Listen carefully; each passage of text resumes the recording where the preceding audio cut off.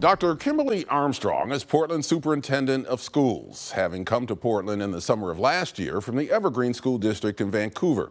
Now Superintendent of Oregon's largest school district with about 45,000 students, Dr. Armstrong is dealing with several challenges, including a budget gap and possible new directives on student performance from the state. Dr. Kimberlee Armstrong, welcome to Eye on Northwest Politics. Thank you. I'm excited to be here. Well, Portland Public Schools is at this point facing about a $41 million budget gap. What will that mean, especially in terms of classroom instruction, and have those processes already started? Yeah, absolutely. So first, we believe in early and often and getting the word out about the impacts. And so $41 million means that we're looking to reduce about 220 FTE in critical services like our interventionists, our classroom teachers, of course, and then some pretty significant reductions at the central office. Well, when you talk FTE, those are positions. In terms of actual people, how many do you think that will translate to? Yeah, absolutely. Well, we're reducing about 180 across central office, and then also we're reducing other budgets that we have, expenditures for contracts and other large ticket items, if you will.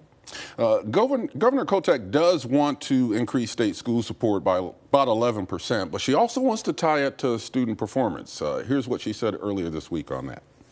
I've already proposed a record $11.3 billion state school fund investment and have a bill in the session to more predictably calculate school funding needs going forward. But I don't believe in writing a blank check, and I don't believe in accepting the status quo when it comes to delivering for our students. She's referring to House Bill 2009 and Senate Bill 141. What do you think about the state asking for more accountability for educational outcomes? That's a great question. We're all in for shared accountability. It's just important that that accountability comes with a significant amount of support. And what do you mean by support? Are you looking for more dollars from the state? Well, yes. We know first, we understand that there's a historic ask that the governor has put forth to our lawmakers, and we are thrilled that the needle is beginning to move. And we also know that we still continue to struggle with fully funding education, not only in the state of Oregon, but in Portland Public Schools. What about the issue of educational outcomes? Our students could be doing better in the classroom than they are. Absolutely. We definitely are at crisis level when it comes to literacy. So I appreciate the governor's focus on literacy. I think that is shared across the state, and we're ready to lean in. I know specifically with some of the bills that she's put forth around accountability and testing, I think it's important to note, though, that the work has to happen first in the classroom, and so that's where we're putting all of our effort and energy, and so that's where we're having the conversations.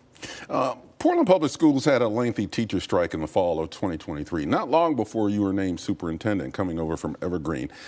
Could the governor's proposal, if it gets through the legislature, have an impact on collective bargaining agreements? Well, absolutely, and I'm glad that you asked that question, right? So right now with accountability, what's proposed is interim assessments that are attached to the Smarter Balanced testing. You know, right now we do interim assessments that are connected to curriculum-based assessments, and so that could potentially mean more testing. I think that there could definitely be impacts to the teacher evaluation system, and so the details are really in that bill that we're still unpacking, and details matter.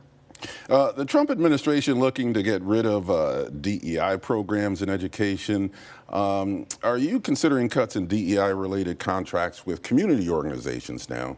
And what will be the PPS position on DEI? Yeah, I appreciate the question. We are looking at reductions across the board, but certainly not because of any federal direction. It's just because we need to look at the totality of our budget and make sure that we're doing measured reductions across the board. You know, our position is that we need to continue to show up and serve members of the Portland community, and the justice for us is extremely important in making sure that we approach our work with a racial equity lens. I'm sure you know that injustice anywhere is a threat to justice everywhere. And so it's important that we make sure that we're moving through education in a just way. All right, so what will DEI look like? Yeah, so diversity, equity, and inclusion means that we continue to have conversations about supporting our learners who need the most support.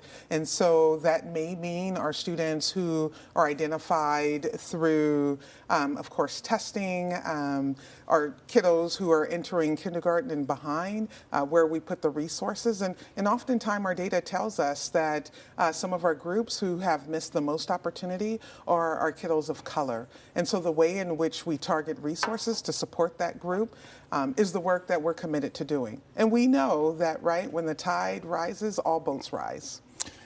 We also heard, and I mentioned this in my introduction of headlines, that President Trump says he wants to eliminate the U.S. Department of Education.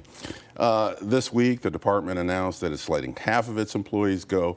What impact, if any, could that have on Portland public schools, especially considering that most of your funding does come from the state, not the federal government? It's already impacting us. So there was a critical line of individuals that's been let go, individuals that we contact to get more information and to get guidance on funding and some other things that come up, and those individuals aren't available. So we're at the fundamental question is who's going to answer the call and help navigate through some of the concerns and issues that we have. And then when we're talking about impacts for food, Medicare, you know, we're in an urban area, and so all services to families, to students are critical for us.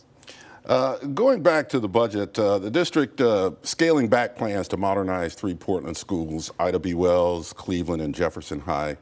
Will those rebuilds still happen, and what will you have to scale back? Yeah, well, I will tell you, Jefferson High School is definitely on track to be redesigned. We do have a bond measure before voters that will be on the May 20th ballot, and that, if voted on in favor, will mean that we'll have the opportunity to improve both Ida B. Wells and Cleveland High School. We continue to move forward with that work. We do want to make sure that our taxpayers' funds are spent well, so we've been assessing costs and making sure that we're doing everything we can to keep costs slow. What will we be giving up with the scale back plans? Yeah, that's a great question. What could be at risk is the funding that we provide to our schools that have the most amount of need, our Title I schools, our schools with designations where federal funds bring in additional resources to be able to provide wraparound supports for students. And so that's at risk of ending, or at least being reduced by 25%. And there's other things that we still don't know yet. We're asking the question. We know that school will be starting again in August, right? Just a few months away. We're already actively planning the 25-26 school year. And so the details are what matters for us.